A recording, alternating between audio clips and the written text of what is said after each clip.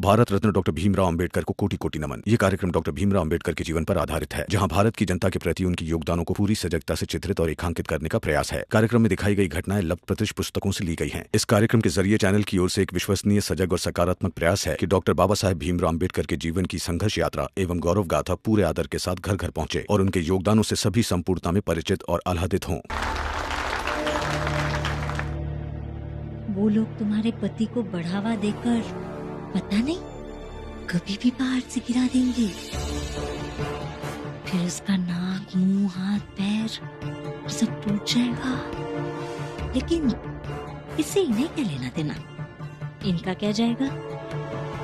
तुम्हारा पति घायल हो जाएगा रमा।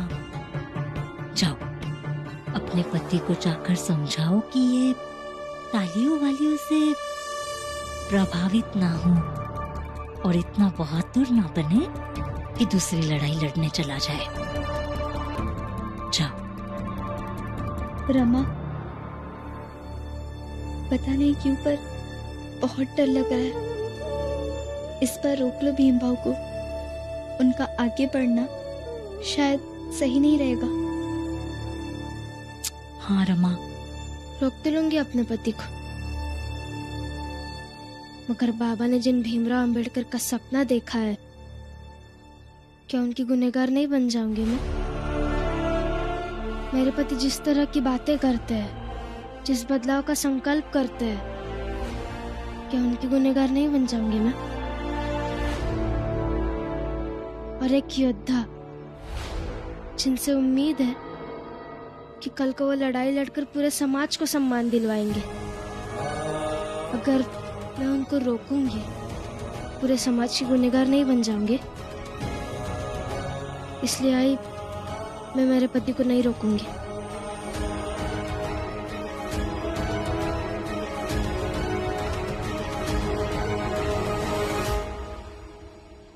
सर, अगर योद्धा के हाथों से दूसरों का नुकसान हो रहा हो तो ऐसे योद्धा को युद्ध छोड़ देना चाहिए।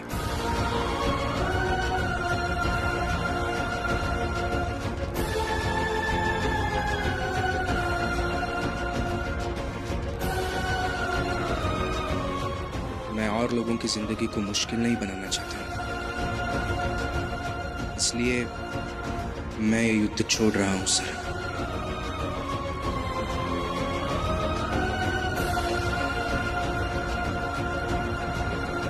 मुझे माफ कीजिए।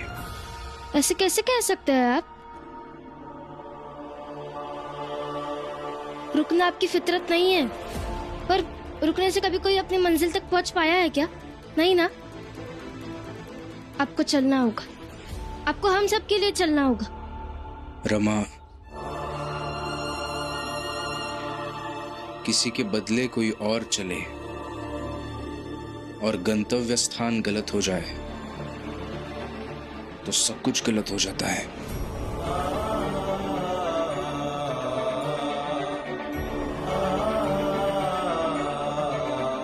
सब समझदार है, सबके पास अपने अपने पैर हैं और वो पैर सही सलामत है, इसलिए सब अपने अपने बल पर चल लेंगे। मैं किसी के बदले नहीं चलूंगा।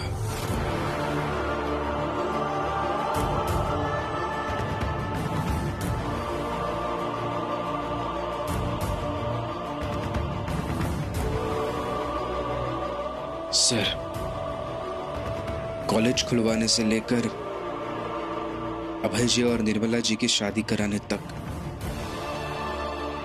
आपने मेरी बहुत मदद की है। आपकी ये एहसान मैं जिंदगी भर कभी चुका नहीं पाऊंगा। Thank you very much.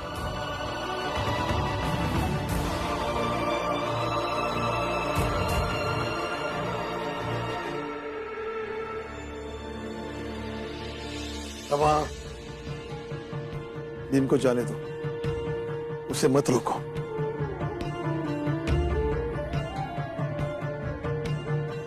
Rama, हम जा रहा है, लेकिन भीम को तुम बार बार ये याद दिलाते रहना कि उसके देश को, उसके समाज को उसका बहुत जरूरत है।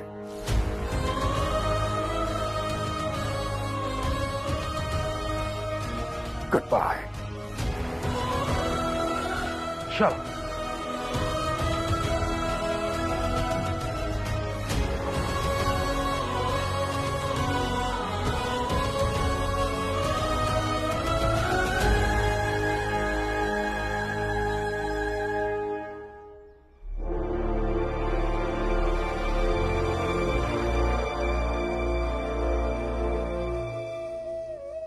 इस देश में तुम्हारे जैसे योद्धा हैं जो लड़ना जानते हैं।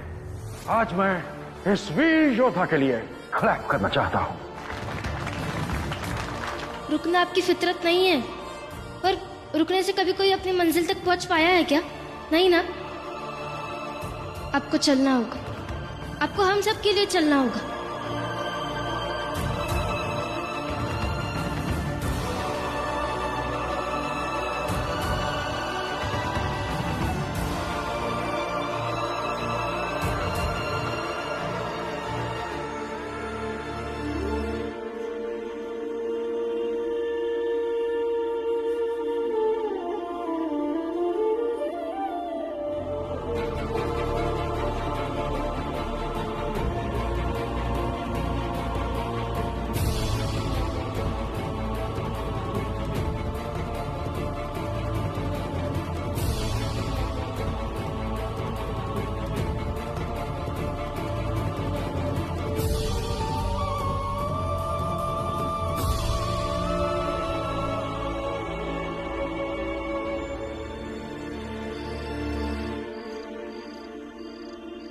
दीपक, चलो खाना खा लो।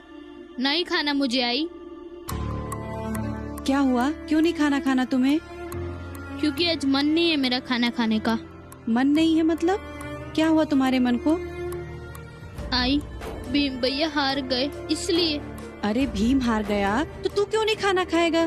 दीपक की आई, देखा ना, इस छोटे से बच्चे के दिल में इतना जहर भर दिया है कि ये उसकी अंधभक्ति करने लगा है। अंधभक्ति नहीं है ये, भीम भैया मेरे गुरु है। उन्हें देखकर, सोचकर, समझकर उनका भक्त बनाऊं। अगर गुरु ही हार गए तो मैं कैसे जीतूंगा? देखा ना। दीपक, अब तू कुछ नहीं बोलेगा और चुपचाप चल के खाना खाएगा। चल के चुपचाप से खाना खा। नहीं खाना। दीपक, चलो। छोड़ दो आई। दीपक, अरे छोड़ो ना आई।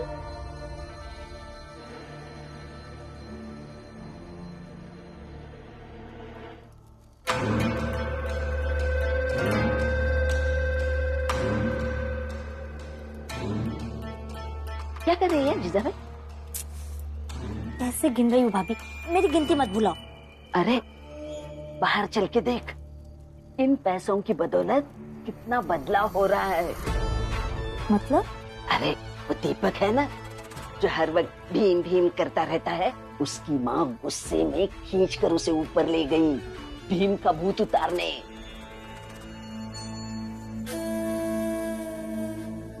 पैसों का असर हो रहा है मतलब? अभी गिनने दो मुझे।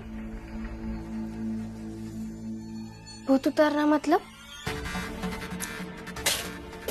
मैं क्यों बताऊं? मैं क्या तेरी खबरी हूँ? योद्धा की पत्नी, जरूरी है जाना? वो उनके घर का मसला है, वो सुलझा लेंगे। तुम अपने घर के काम देखो। अरे अम्मा को रोकने से ज्यादा जरूरी है भीम को बताना। चल बता दे। क्या बताना? चल तो सही, बताती हूँ। चल चल।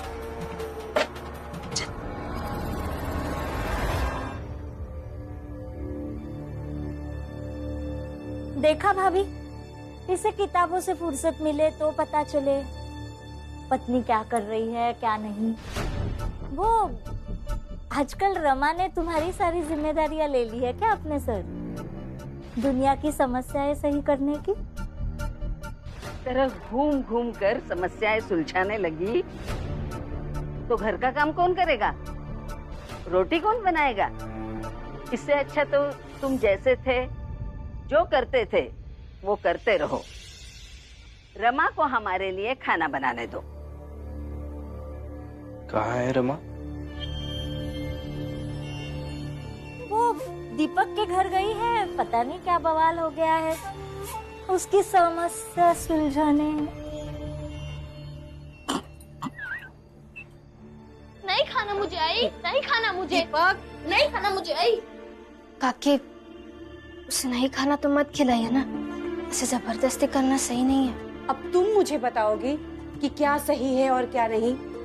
मैं क्यों सिखाऊंगी आपको, लेकिन उसे गुस्से में खिलाना जबरदस्ती ही होती है। अच्छा मुझे बताइए क्या हुआ? रमा ताई, भीम भैया उदास है, इसलिए मेरा भी मन नहीं है खाना खाने का। और आई, मैं नहीं खाऊंगा। दीपक ऐसे मत कर, आई कह रही है ना खाना खा ले। रमा, मैं तुमसे हाथ जोड़ करके कह रही हूँ, तुम मेरे बेटे से कुछ मत कहो। ये मेरे घर का मसला है तो मैं उसे देख लूंगी। काके, आपके घर में और हमारे घर में मेरा घर और आपका घर कब से होने लगा? देखो रमा, पहले क्या था क्या नहीं था उससे कोई फर्क नहीं पड़ता, लेकिन अब है। और तुम भूल गई, आज सुबह ही भीम से हम सब ने क्या कहा? नहीं काकी, भूली नहीं हूँ मैं, याद है मुझे, लेकिन ऐसे जबरदस्ती। लेकिन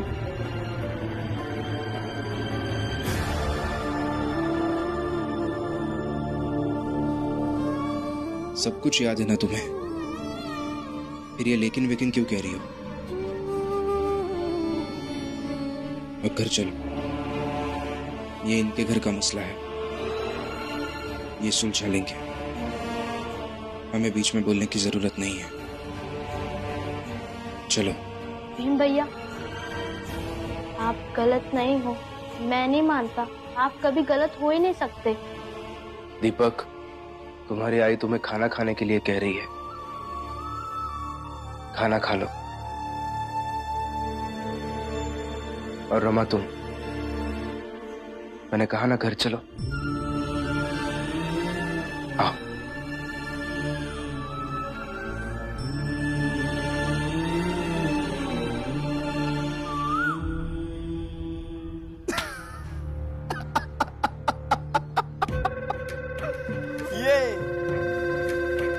ये सुनाई ना अच्छी खबर हितेश तुमने। अब आया है ऊंट पहाड़ के नीचे। अब वो भीमराव किसी के मामले में टांग नहीं अड़ाएगा, किसी के मामले में चू चपड़ नहीं करेगा। सही मायने में अब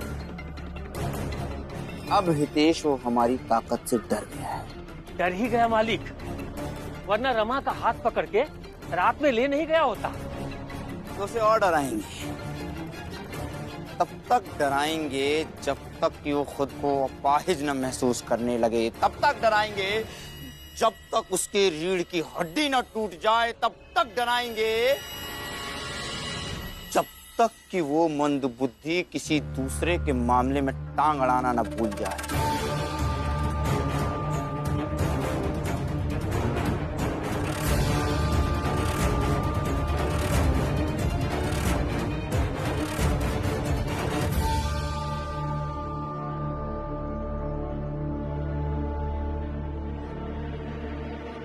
देश, एक काम करो। क्या मालिक? चल जाओ और सारे लोगों को यहाँ लेकर आओ। उनसे कहो कि उनके लिए यहाँ पर काम है, और बाहर मजदूरी करने के उन्हें जितने पैसे मिलते हैं उसका 4 गुना पैसा यहाँ मिलेगा। 4 गुना मालिक? मैं अभी जाता हूँ और सबको बुला के लाता हूँ। हाँ? प्रणाम मालिक।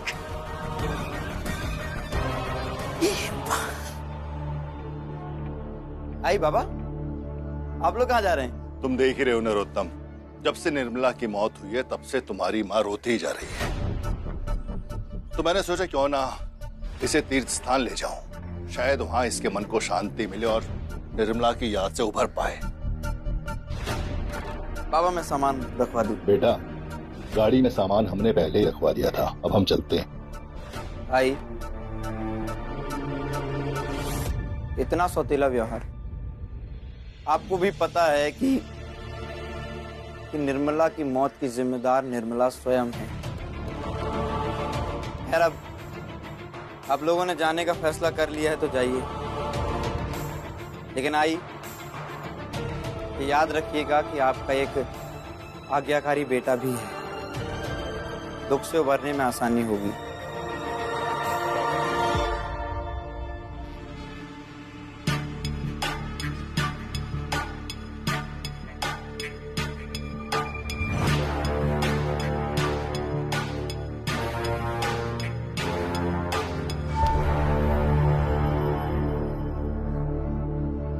भीमराव अंबेडकर, तेरी अकड़ जितनी कम होगी, मेरी साजिश उतनी ही बढ़ेगी। जो मौत तुझे मैं आज तक दे नहीं पाया, वो अब दूंगा।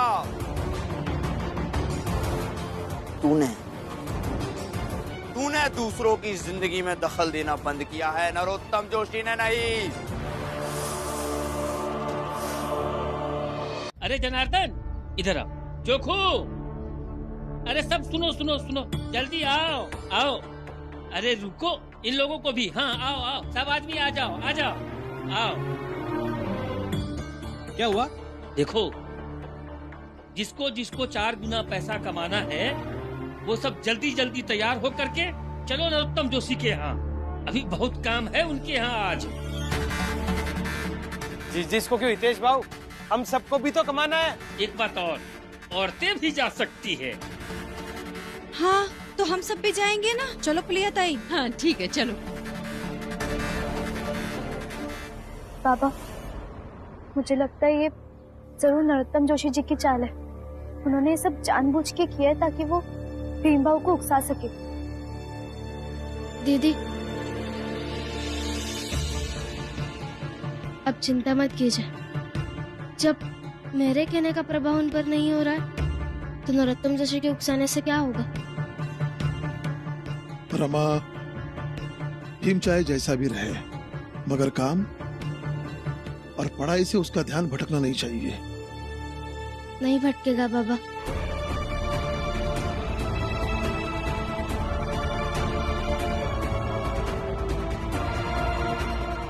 लो बाबा, तैयार हो गए काम पर जाने के लिए। हाँ, तो चलो भाइयों, नरोत्तम जोशी के यहाँ काम भी करेंगे और पैसे भी कमाएंगे। हाँ, चलो चलो।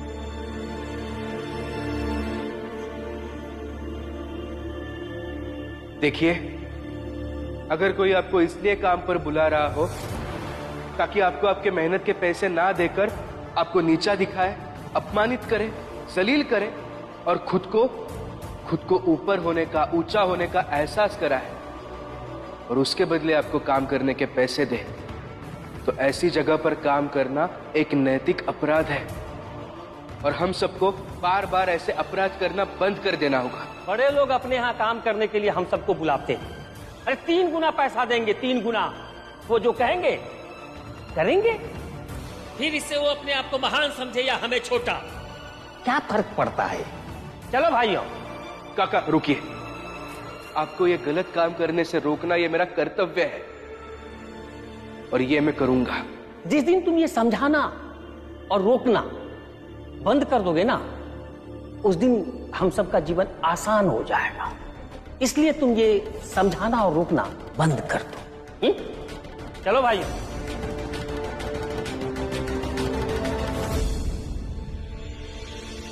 रमा, मैं कॉलेज जा रहा हूँ।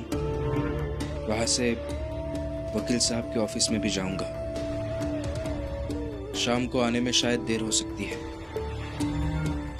चलता हूँ। रुक जाओ भीमराव।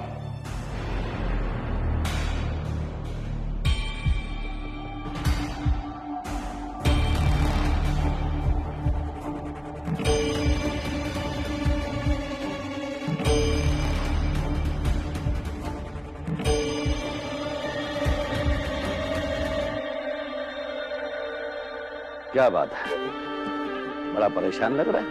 ऐसा लग रहा है कि तू कुछ सोचना चाह रहा है मगर सोच नहीं पा रहा। खैर, तेरी बुद्धि तो चलेगी नहीं, तो हम ही बता देते हैं। नरोत्तम के घर में जब तेरे चाल के लोग काम कर रहे होंगे ना, तो वहां केवल काम ही नहीं करेंगे, बल्कि तेरे सिद्धांतों की धज्जियां उड़ाएंगे भीमराव।